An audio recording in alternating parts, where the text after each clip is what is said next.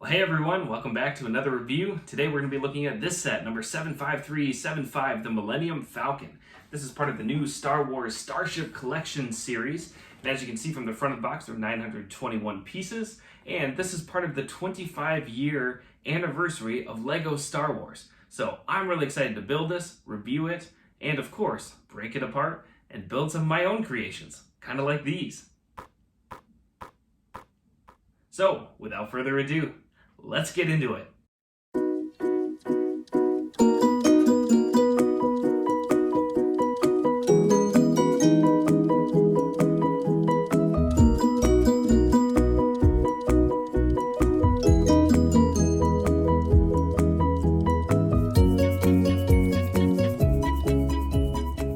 Alright, here is the finished build. She's the fastest hunk of junk in the galaxy, and I've got to say, I am blown away by this set. I mean, even if you just squint a little bit, like, doesn't this look like the model that's used in the movie?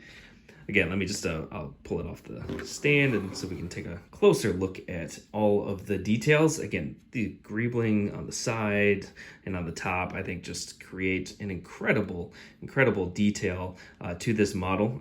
Again, obviously in this, all the details are either brick built or stickers. So all of these elements right here are stickered. This one underneath here, the cockpit pieces, those are actually two pieces. Those are both prints.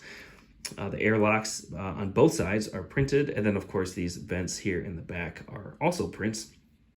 I just think this is incredible. Again, how all of the different angles of a rounded ship, but again, all these different angle pieces come together so perfectly, so well.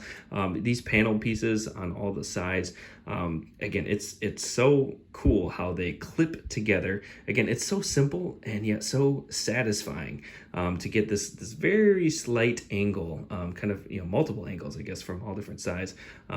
That's true also in the front. That's a really fun section to build. Again, this cockpit, how it kind of slides in here. And again, you have all these different angles that fit so well. So there's barely any cracks. I think it's just really well done. Coming here around to the back, we have this blue iridescent tubing, which I think perfectly represents the blue flame of the engine. A few more details here. We have the large antenna, which swivels a little bit, but it doesn't really need to. And again, we have the quad laser cannon, which does swivel up and down, not side to side, but that's okay, revealing another printed piece. On the underside, there is actually some detailing, which looks pretty good, especially because, again, you're not going to see the bottom that much, but looks really great. Obviously, this hole in the middle doesn't look super great, but that is for the stand for it to sit on.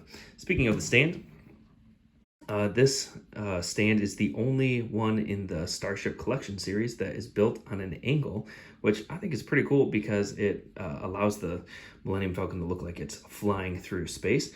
This little sign up here is a print. We got a couple grill elements, and then again, again, this kind of shows the simple and yet I would say a brilliantly genius and very elegant building technique to create this at an angle. And again, it goes into the ship very easily. You just kind of slide it right into the bottom, and there is your model. And again, it's very sturdy.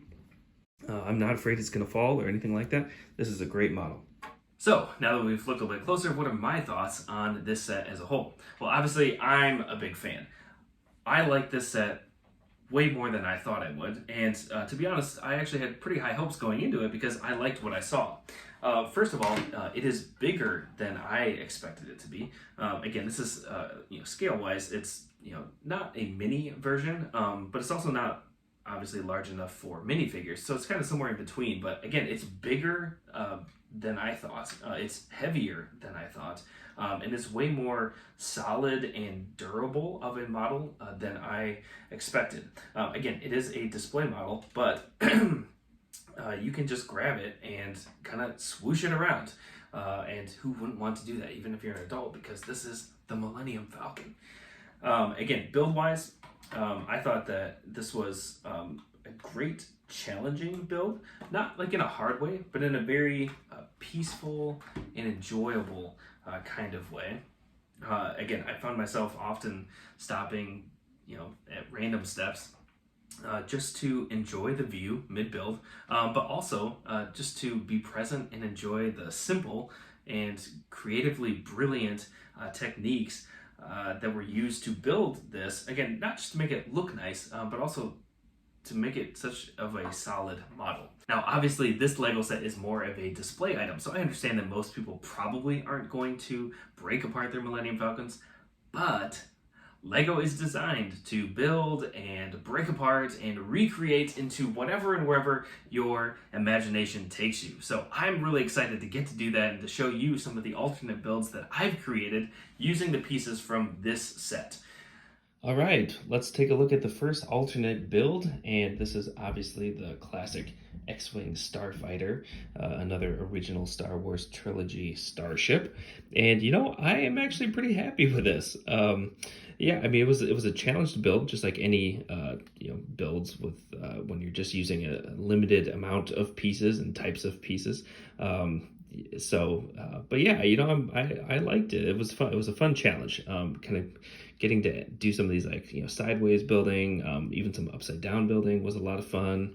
The capturing the shape in the back kind of took a while, but I'm pretty happy with that.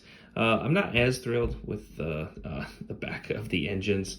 Again, that's just part of the limited piece count and types of pieces. So I'm sure if you add some of your own pieces, we could make that look a lot better.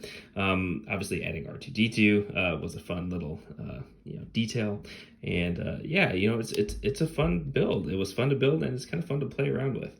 And of course, the wings open up, so S foils into attack position, and yeah, I think that looks pretty good, and was definitely fun to create and to build.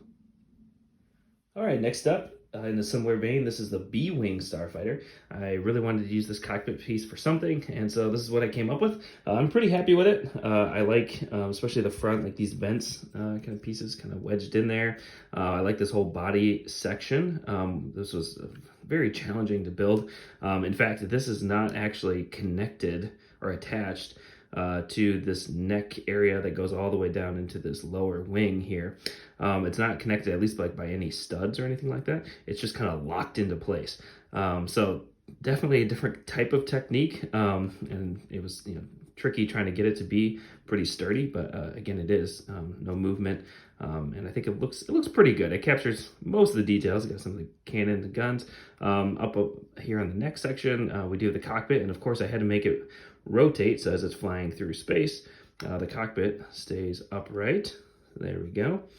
And then of course it wouldn't be a B-Wing without the wings being able to lift up. So here they are. See if I can capture it all in one shot. There we go, flying through space, cockpit staying upright. Yeah, definitely a challenge to create and put together, but also a very fun build.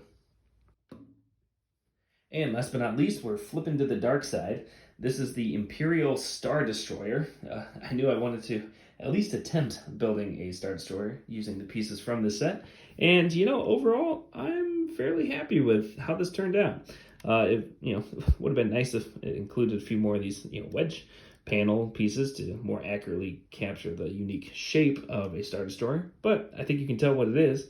I did try to capture as many of these details like the turret cannons, the bridge area up here, the 3 thruster engines in the back, and of course the docking bay, or at least a representation of it on the bottom. So yeah, again, this was a huge challenge to engineer and get all the pieces in the right spot to kind of capture this shaping. But so overall, I'm pretty excited with how this thing turned out. I hope these inspire you to imagine, create, and play well. Thanks so much for watching. Until next time, happy building.